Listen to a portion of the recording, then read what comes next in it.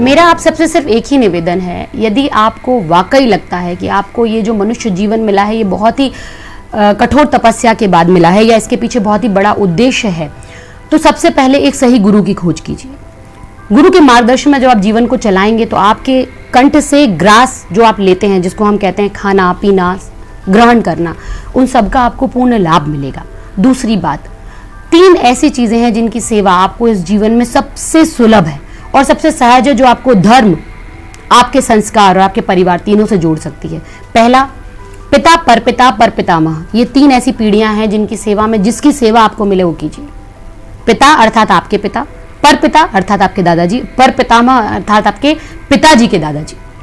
आपको जीवन में यदि मातृशक्ति में किसी की भी सेवा मिले, चाहे वो आपकी पत्नी हो, चाहे वो आपके माँ हो, चाहे वो आपकी बहन हो, चाहे वो आपकी बेटी हो, इस मातृशक्ति की सेवा से कभी पीछे मत हटिए, क्योंकि इनकी सेवा ही आपको इस पूरे भवसागर से तार करने के लिए एक सही माध्यम है। ये मैं इसलिए नहीं कह रही हूँ कि मैं खुद एक महिला हूँ, इसलिए कह रही हूँ क्योंकि स्त्रीत्व के आधार पे ही पूरा का पूरा संसार टिका हुआ है। और सबसे महत्वपूर्ण, कुछ कीजिए या मत कीजिए, लेकिन दीक्षांत जरूर लीजिए। 4 वर्ष की आयु के बाद यदि किसी व्यक्ति को दीक्षा नहीं दी गई है तो उसके जीवन का कभी कोई सही उद्देश्य पूर्ण नहीं कर सकता। वो आपको कई बार ऐसी समस्याएं जीवन में आएंगी जिनमें आपको लगेगा अरे वाह, ये तो होने ही वाला था, पता नहीं कैसे रह गया।